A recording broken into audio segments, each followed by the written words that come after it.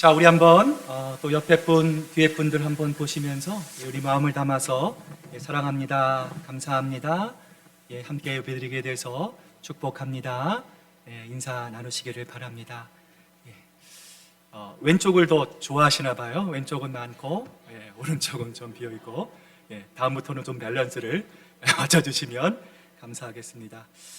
자, 우리 갈라디아서 6장 11절부터 우리 13절까지의 말씀, 우리 기독교는 십자가의 종교입니다 라는 제목으로 귀한 말씀 나눠보고자 합니다.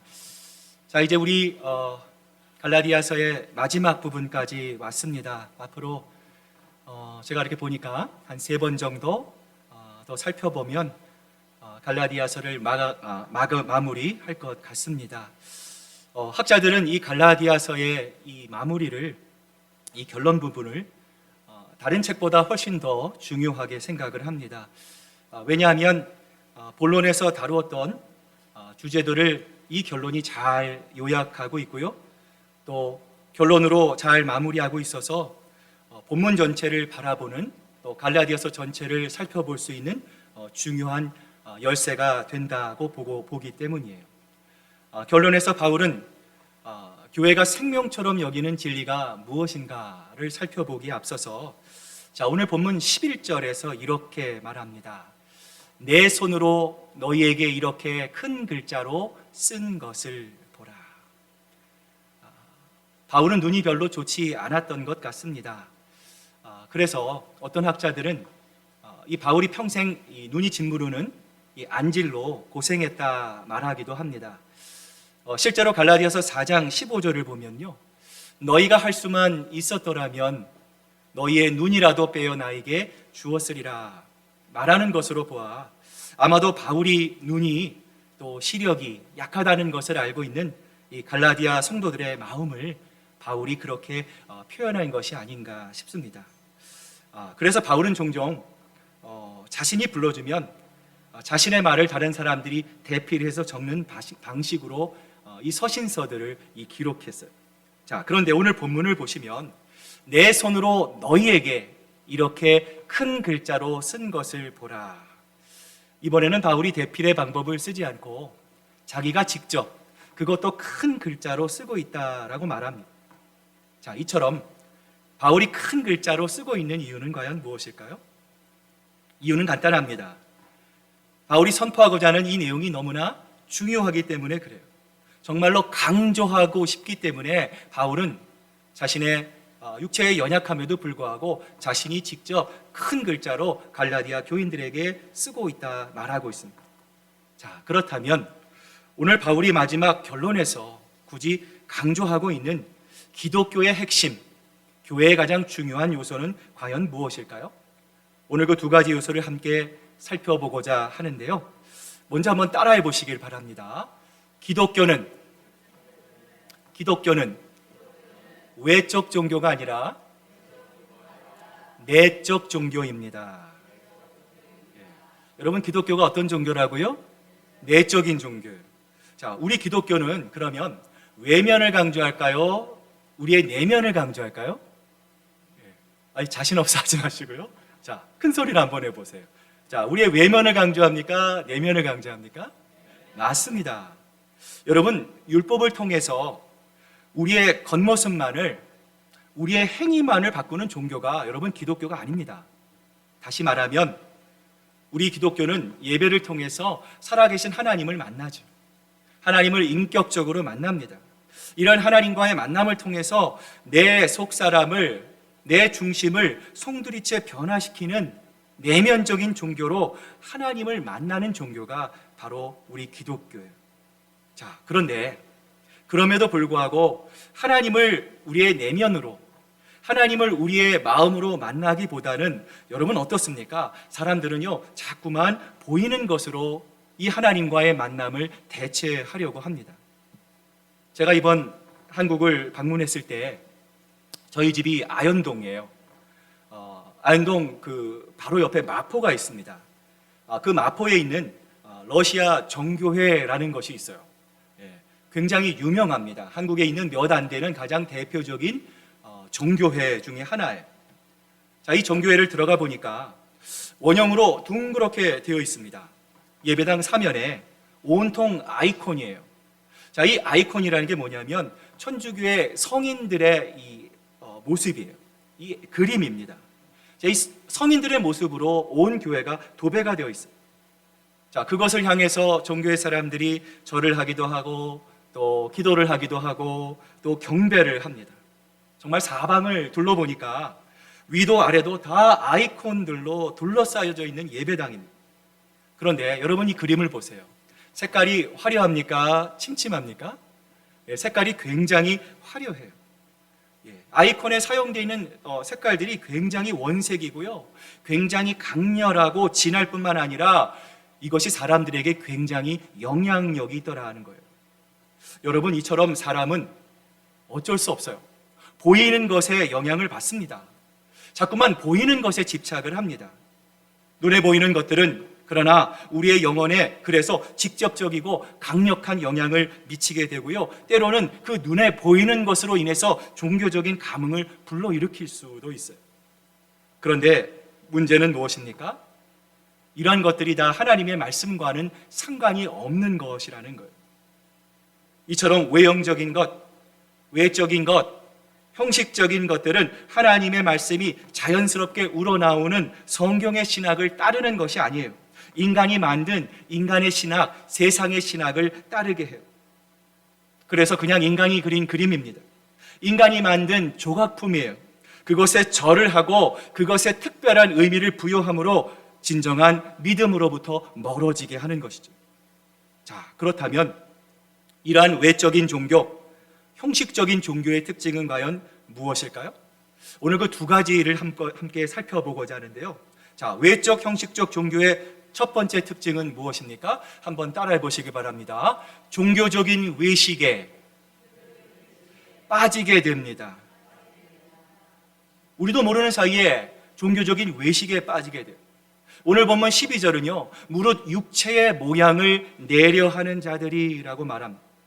신앙생활을 우리가 하는 동안 나도 모르게 하나님보다 세상과 사람의 눈을 더 의식하게 될 때 어떻게 된다라는 거예요? 우리도 모르는 사이에 외식에 빠지게 되는 거예요. 물론 우리는 하나님 앞에서 살아야 합니다. 왜 그렇습니까? 남이 보지 않는 곳에도 하나님은 우리를 보시기 때문입니다. 우리의 생각도 아시기 때문입니다. 우리의 속마음도 하나님은 아시기 때문에 그래요. 그런데 사람들은 이것을 종종 잊어버리죠. 그래서 이런 하나님을 잊어버리고 사람의 눈만을 의식해서 환경, 세상만을 의식해서 우리가 신앙생활을 할 때 우리는 이미 외식에 빠진 것이다. 성경은 진단합니다.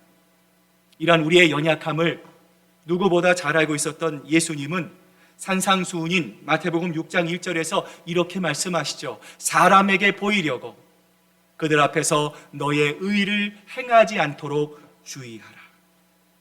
예수님은 이렇게 말씀하셔도 우리들이 이해하지 못할까 봐 구체적인 예 두 가지를 들어주셨어요. 첫 번째 예가 바로 구제입니다. 우리 마태복음 6장 2절 말씀 같이 한번 우리 읽어볼까요? 자, 시작. 그러므로 구제할 때에 외식하는 자가 사람에게서 영광을 받으려고 회당과 거리에서 하는 것 같이 너희 앞에 나팔을 불지 말라. 얼마나 재미있는 표현입니까? 너희가 많은 헌금을 했다고 해서, 너희가 많은 기부를 했다고 해서 내가 이런 중요한 사람이다, 내가 이런 영향력이 있는 사람이다, 내가 이만큼을 내가 하나님께 헌물로 드렸다, 나팔 불지 말라라는 거예요. 내가 저 사람을 도왔다, 내가 이런 영향력이 있는 사람이다, 사람들에게 알리거나 광고하지 말라는 거예요. 왜 그렇습니까? 그것은 바로 외식이기 때문에 그래요.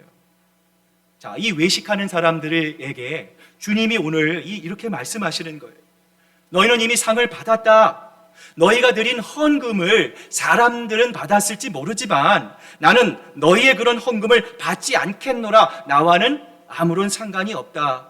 주님은 말씀하고 계시는 거예요. 왜 그렇습니까? 그렇게 하는 것이 하나님이 싫어하시는 외식이기 때문이에요. 자, 또 예수님은요, 자, 이 형식적인 것, 외형적인 것 가운데 대표적으로 우리가 주의해야 할 기도에 대해서도 말씀하세요. 마태복음 6장 5절 말씀 같이 한번 읽어봅니다. 시작. 또 너희는 기도할 때에 외식하는 자와 같이 하지 말라. 그들은 사람에게 보이려고 회당과 큰 거리 어귀에 서서 기도하기를 좋아합니다. 어떻게 기도하지 말라 말씀합니까? 사람에게 보이기 위해서 큰 소리로 기도하지 말라. 우리가 많은 순간 사람에게 보이려고 할 때가 굉장히 많이 있습니다. 여러분, 기도도 마찬가지죠. 나는 기도를 이렇게 잘해.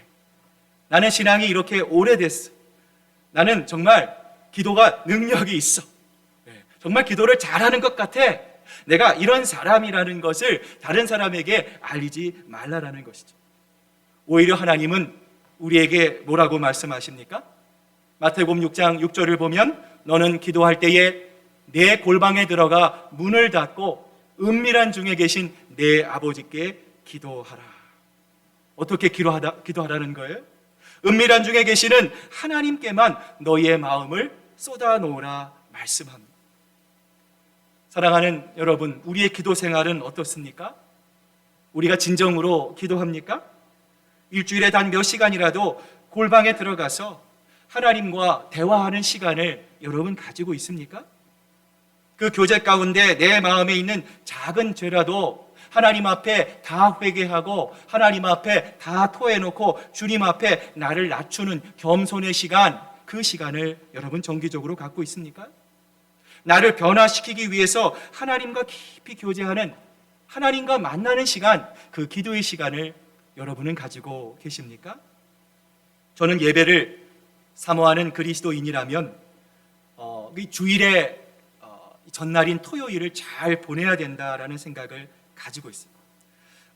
다음날 주일 예배에 주실 은혜를 생각하면서 그 은혜를 대망하고 기대하면서 토요일 하루를 준비하는 거예요.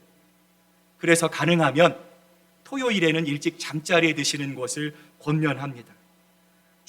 충분한 수면을 취하고 준비된 마음으로 하나님 앞에 나아가서 송축하는 신앙인이 있는가 하면 그렇지 않은 신앙인들도 많이 있어요. 밤 12시가 넘도록 TV를 보고, 그것도 모자라서 넷플릭스를 돌려서 보고, 비몽사몽간에 교회에 나와서 생각은 다른 데 가 있는 사람들도 있지 않습니까? 여러분, 그러한 사람들은 몸은 교회에 있지만, 예배드리고 있지만 실상은 하나님 보시기에는 전혀 예배를 드리지 않는 거예요. 여러분에게 진정 중요한 것은 무엇입니까? 여러분 한번 시리어스하게 생각해 보시길 바랍니다. 여러분에게 중요한 것은 하나님입니까? 아니면 사람입니까? 여러분 깊이 생각해 보시길 바랍니다. 이처럼 외적이고 형식적인 신앙의 특징은 무엇입니까? 우리로 하여금 우리를 사람을 의식하게 하는 종교적인 외식에 빠지게 해요. 나도 모르는 사이에 빠지게 됩니다. 특히 신앙생활을 오래 할수록 이 죄에 빠질 가능성이 높아요. 겉으로 보면 신앙생활을 잘하는 것 같으나 하나님이 보시기엔 전혀 그렇지 않을 수 있다라는 거예요. 외식적이고 형식적인 신앙인이 주는 두 번째 특징이 있어요. 한번 따라해 보시길 바랍니다. 위선적인 삶의 모습을 갖게 됩니다. 갈라디아서 6장 우리 12절 말씀인데요. 같이 한번 우리 읽어봅니다. 시작. 할례를 받는 그들이라도 스스로 율법은 지키지 아니하고 너희에게 할례를 받게 하려 하는 것은 그들이 너희의 육체로 자랑하게 함이라.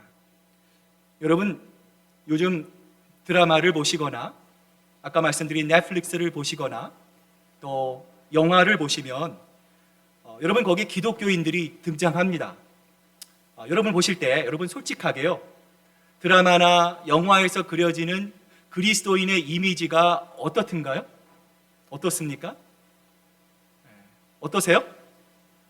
굉장히 부정적이에요. 때로는 왜 저렇게까지 우리 그리스도인들을, 우리 교회를 왜곡해서 그릴까? 긍정적으로 그리는 모습을 단 하나도 볼 수가 없어요.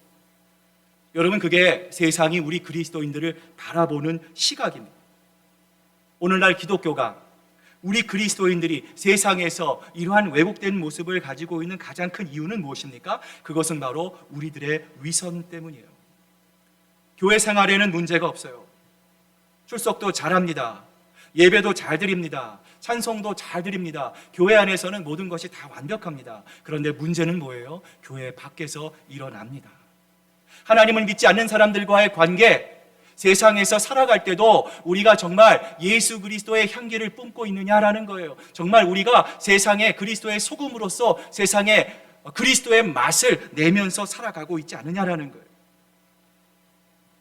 전 세계에서 성경 다음으로 가장 많이 읽힌 책이 바로 이 철로 역정, The Pilgrim's Progress라고 하는 책이 있습니다. 아마 읽지 못한 분이 굉장히 많습니다. 여러분 한번 이 책을 구입하셔서 꼭 한번 읽으실 것을 강력하게 권면합니다. 이 책을 보면 크리스천이라고 하는 주인공이 있습니다. 진정한 영생을 얻기 위해 순례를 떠나죠. 순례의 길을 겨우겨우 돌아 나오는데 갑자기 형식과 위선이라고 하는 두 사람이 담을 넘어서 이 크리스천의 순례길에 함께 뛰어듭니다. 그래서 세 사람이 함께 길을 가게 되었어요. 마지막 길을 가다 보니까 신앙의 사람들이 걸어야 할 하나님이 보여주시는 높은 언덕길이 나와요. 산을 올라가야 합니다. 바위를 타야 하고요. 바위를 타고 올라가려면 이 손톱에서 손톱이 갈라지고 피가 흐를지도 모릅니다. 너무나 어려운 상황이 예측되고 있어요. 그러나 하나님은 신앙인은 그 길로 가야 한다라고 거듭 말씀하세요. 그런데 이 크리스찬이 옆을 보니까 어려워 보이지 않는 평탄한 길 하나가 좌우에 놓여 있어요. 세 사람이 고민합니다. 참 신앙인, 은혜를 아는 이 그리스도인은 이렇게 생각합니다. 나도 편한 길로 가고 싶어. 그러나 주님이 나에게 말씀하셨기에 내가 그 십자가의 길, 그 좁은 길, 그 어려운 길로 내 말씀에 순종하며 가야지. 산길에 바위 틈을 오르느라 이 손톱에 피가 나도 그 말씀에 순종하며 그 언덕을 기어오릅니다. 그러나 형식과 위선은 이렇게 생각해요. 무엇 때문에 내가 저렇게 고생해야 하지? 생각을 해봐. 머리를 써야지. 이 길을 가도 되는데, 그래, 우리는 쉬운 길, 편한 길, 평탄한 길로 가자라고 하면서 오른쪽 길로 갔어요. 결국 어떠한 일이 벌어졌습니까? 처음 형식이 가는 길은 아스팔트가 깔려있는 평탄한 길이었어요. 너무나 좋은 길이었습니다. 콧노래를 부르고 갑니다. 그런데 조금 가다 보니까 길이 점점 좁아지고 완전한 가시덤불로 덮여버렸어요. 결국 형식은 길을 찾다가 기진맥진하고 가시덤불에 쓰러져 죽게 됩니다. 위선 역시도 마찬가지. 길을 가다 보니까 처음에는 너무나 아름다운 경치가 펼쳐집니다. 내가 이렇게 편한 길을 모르고 왜 저렇게 마음고생을 하며 신앙생활을 했을까? 왜 저 길로 가지? 하면서 크리스찬을 비웃으면서 그 길을 걸어갔어요. 그런데 아름답던 그 길이 넓어지고 더 넓어지더니 결국 그 길이 사막이 되어버렸어요. 결국 며칠간 사막에서 헤매다가 목이 말라 위선은 그만 그 사막 가운데 죽어버리고 맙니다. 그러나 하나님이 보여주신 그 길을 오르던 그리스도인들은 결국 천국문에서 주님을 만나게 되었다라고 하는 이 책의 내용입니다. 사랑하는 여러분, 정말 우리가 형식주의에 빠지게 되면 우리는 잠깐이지만 영광을 받을 수 있습니다. 형식주의에 빠지면 편안하게 신앙생활할 수 있습니다. 형식주의에 빠지면 이 세상 모든 사람들에게 짧지만 존경받을 수 있습니다. 그러나 기억하십시오. 그 마지막은 멸망입니다. 영원한 파멸입니다. 두 번째로 바울이 강조하고 싶은 기독교의 핵심 내용이 있어요. 자, 기독교의 외적, 형식적인 종교가 아니라 기독교는 어떤 종교입니까? 바로 기독교는 십자가의 종교라는 거예요. 갈라디아서 6장 우리 12절 말씀 같이 한번 우리 읽어봅니다. 시작. 무릇 육체의 모양을 내려하는 자들이 억지로 너희에게 할례를 받게 함은 그들이 그리스도의 십자가로 말미암아 박해를 면하게 함이니라. 자, 여러분 한번 생각해 보십시오. 외적인 종교, 형식적인 종교와 십자가의 종교가 손을 잡을 수 있습니까? 없습니까? 자, 손을 잡을 수 있습니까? 없습니까? 왜 없습니까? 왜 하나 되지 못합니까? 왜 평행선을 그을 수밖에 없습니까? 여러분, 성경에는 이유가 있어요. 사람들은요, 십자가의 종교를 별로 좋아하지 않습니다. 대신에 기독교가 베푸는 자비와 구제는 좋아합니다. 그런데요, 십자가는 별로 좋아하지 않습니다. 그리스도의 교훈 중에 사랑과 관용과 용서에 대한 교훈이 얼마나 좋습니까? 이 시대 모든 사람에게 필요한 교훈이었죠. 사람들은 이런 것을 좋아합니다. 그런데 그리스도의 십자가는요, 대단히 부담스러워합니다. 그리스도의 관용과 그리스도의 구제와 그리스도의 용서에 대한 이야기는 하면서도요, 그리스도가 십자가 위에서 당신 때문에 못 박혀 돌아가셨습니다. 우리의 죄를 대신 속죄하기 위해서 하나님의 아들이 죽었습니다 하는 십자가의 메시지는 사람들이 대단히 불편해합니다. 왜 사람들이 그리스도의 십자가의 메시지를 불편해하는 것입니까? 왜 그렇습니까? 그 이유는 한 가지입니다. 그리스도의 십자가는 끊임없이 우리에게 중요한 사실을 계속해서 반복해서 선언하기 때문에 그래요. 그 선언의 내용이 무엇입니까? 당신은 죄인입니다. 당신은 진노와 심판을 피할 수 없습니다. 당신이 아무리 애쓰고 노력해도 하나님께서 요구하시는 그 하나님의 의의 기준에는 절대로 이룰 수가 없습니다. 당신의 힘만으로는 구원받을 수 없습니다. 오직 하나의 방법이 있는데 그것은 바로 예수 그리스도의 십자가입니다. 십자가는 처음부터 우리가 가지고 있는 자존심을 사정없이 무너뜨립니다. 십자가는 처음부터 무슨 수를 써도 나는 그 십자가가 없으면, 예수 그리스도가 없으면 그 아무것도 할 수 없다라고 말합니다. 십자가는 내가 아무리 애를 써도 내 노력으로는 절대로 하나님을 만족시킬 수 없다라고 말합니다. 십자가는 처음부터 그렇게 선언합니다.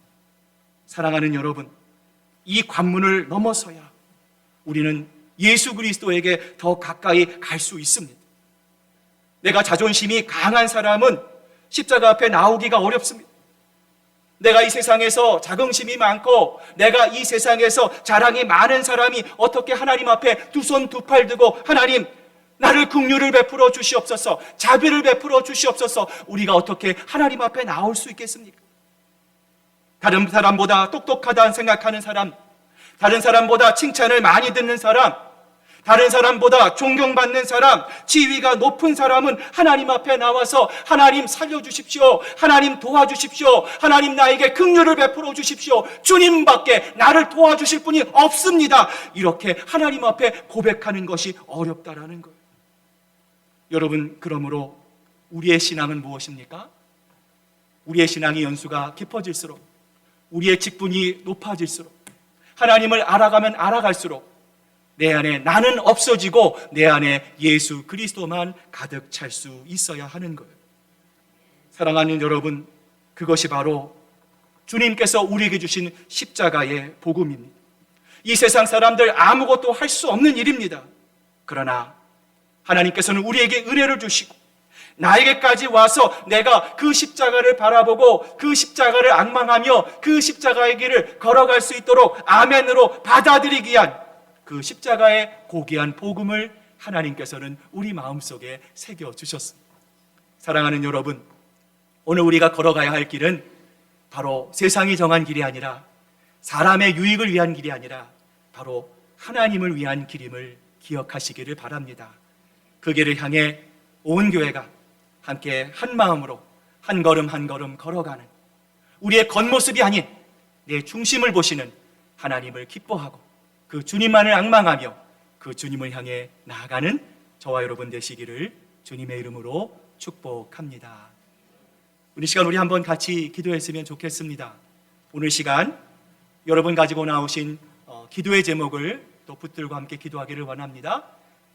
나의 문제들, 또 여러 가지 알 수 없는 또 인생의 장벽들, 여러 가지 기도의 제목들을 기억하며 특별히 기도할 때, 주님, 하나님, 내가 십자가의 길을 담대히 걸어갈 수 있도록, 하나님 정말 세상의 눈길이 아니라, 하나님 사람의 관심이 아니라, 하나님 정말 기득권이 아니라, 하나님 정말 내 모든 것을 다 내려놓고 하나님 한 분만을 바라보고 끝까지 주님을 향해 비록 느리지만 올바른 하나님 그 길을 걸어갈 수 있도록 아버지 하나님 역사하여 주시옵소서. 오늘 시간 우리 함께 기도할 때 우리 주여 주여 주여 우리 세 번 간절히 부르짖으면서 하나님 앞에 기도로 나아가겠습니다. 주여, 주여, 주여. 아버지 하나님, 우리가 신앙은 하나님 내 본성을 거스르는 것입니다. 하나님, 우리가 다른 사람에게 잘 보이기를 원합니다. 인정받기를 원합니다. 나를 높이기를 원합니다. 드러내기를 원합니다.